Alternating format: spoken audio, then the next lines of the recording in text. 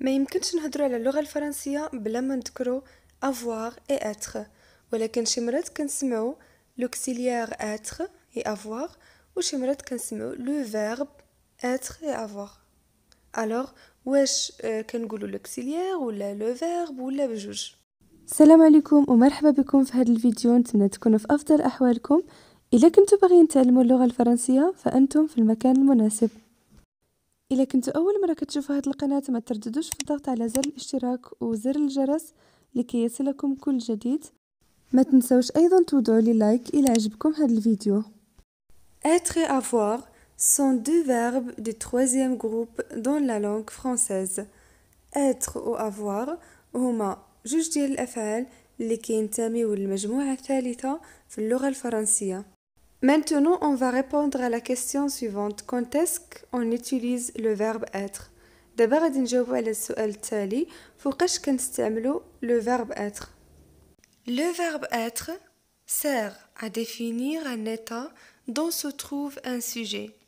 Exemple, Mohamed est content. الفعل être كيمكن لينا باش نحددوا الحالة اللي كيتواجد فيها الموضوع اللي كنهضروا عليه. مثلا محمد est content يعني محمد سعيد. alors كيفاش عبرت على الحالة اللي كيتواجد فيها محمد؟ عبرت عليها باستعمال هذا الفعل اللي هو le verbe être. Le verbe être sert à définir une position. Exemple, je suis à la gare. Le verbe être أو الفعل être كيمكن لنا باش نحددوا الموقع ديال واحد الشخص. مثال أنا في المحطة je suis à la gare. Le verbe être sert à se présenter. Par exemple, je suis Manar. الفعل être كيمكن لنا هنا باش نقدموا راسنا أو نقدموا شخص آخر. مثال أنا منار je suis منار.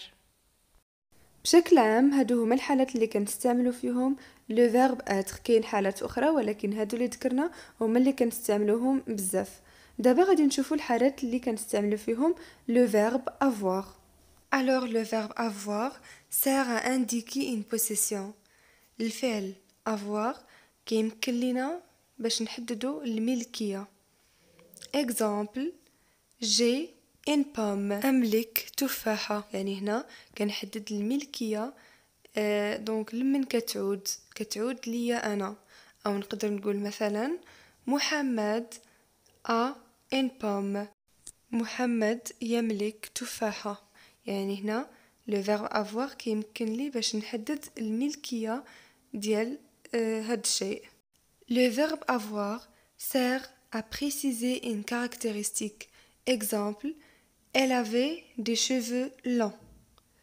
هنا le verbe avoir كيمكن لي باش نعطي واحد الميزة. مثال لديها شعر طويل.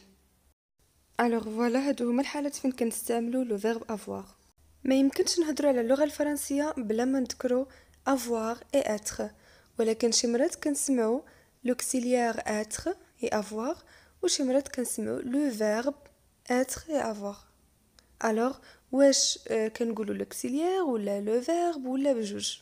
les verbes être et avoir sont également des auxiliaires. يعني le verbe être و avoir هما أيضا des auxiliaires يعني مساعدين. alors فوقاش كيكونوا مساعدين؟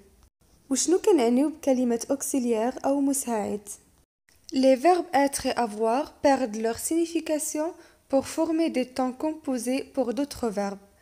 الأفعال être و avoir كيفقدوا القيمة ديالهم كأفعال فاش كيعاونوا فعل آخر باش يكون الزمن المركب. والزمن المركب بحال لو باسي كومبوزي مثلا اللي كيتكون من جوج ديال الأزمنة. داكشي علاش كنسميوه زمن مركب. هنا الأفعال كيعاونوا فعل آخر أو لهاد الأفعال être et avoir كيعاونوا هاد الفعل باش يكون واحد الزمن مركب من زمنين. تبعوا معايا مزيان غنشرح لكم هادشي اللي قلنا دابا. غادي ناخدو كمثال le verbe être. alors le verbe être كفعل ou bien comme étant un verbe se conjugue de la façon suivante. on dit je suis كنقولوا je suis, tu es, il ou bien elle est, nous sommes, vous êtes, il ou bien elles sont. غادي ناخدو كمثال على هاد لو فيرب être. محمد est content. لاحظوا الجملة فيها فعل واحد زمن واحد اللي هو لو présent. دابا غادي ناخدو لو فيرب être كمساعد كأوكسيليير. الوغ غادي نختارو اي فعل اللي كيتصرف مع لوكسيليير être. مثلا غادي نختارو لو فيرب partir في لو باسو كومبوزي. لاحظوا ان الفعل partir هنا ما كيتصرفش بوحدو وانما معاه لو فيرب être في لو بريزون. الوغ هاد لو فيرب être واش غادي نبقاو نسميوه لو فيرب être وهو كاين معاه فعل اخر. الوغ ما غاديش يبقى فيرب وانما غادي يولي سميتو اوكسيليير مساعد فقط مساعد الفعل. وهنا في هذا المثال عندنا مساعد الفعل partir ذهب. exemple محمد est parti tôt. محمد خرج باكرا. لاحظوا هنا لو فيرب être ما كاينش بوحدو وانما كاين معاه فعل اخر اللي هو partir. الوغ هنا ما غاديش نبقاو نسميوه لو فيرب être وانما غادي نسميوه لوكسيليير être. ودابا غادي نديرو هاد التمرين باش نعرف واش فهمتوا الدرس مزيان ولا لا. exercice d'application préciser si être et avoir sont des verbes ou des auxiliaires. غادي نحددو واش être و avoir des verbes ولا des auxiliaires واش افعال ولا غير مساعدين ديال الافعال. الوغ عندكم هنا 4 ديال الجمل فين دورت لكم على être ولا avoir وغادي تكتبوا حدا الجمله كل جمله واش عندنا هنا verb ولا auxiliaire. غادي نخلي لكم هاد التمرين تجاوبوا عليه في التعليقات. يكفي تكتبوا الرقم ديال الجمله وتكتبوا حداه واش verb ولا auxiliaire. من بعد يومين غادي نحط لكم التصحيح ديال هاد التمرين في التعليقات. وهكا غادي نكون وصلنا للنهايه ديال هاد الفيديو. نتمنى تكونوا استفدتوا ولا استفدتوا حطوا لي لايك تعليق وما تنسوش تشتركوا في القناه الا كنتوا جداد. شكرا على المشاهده والى اللقاء.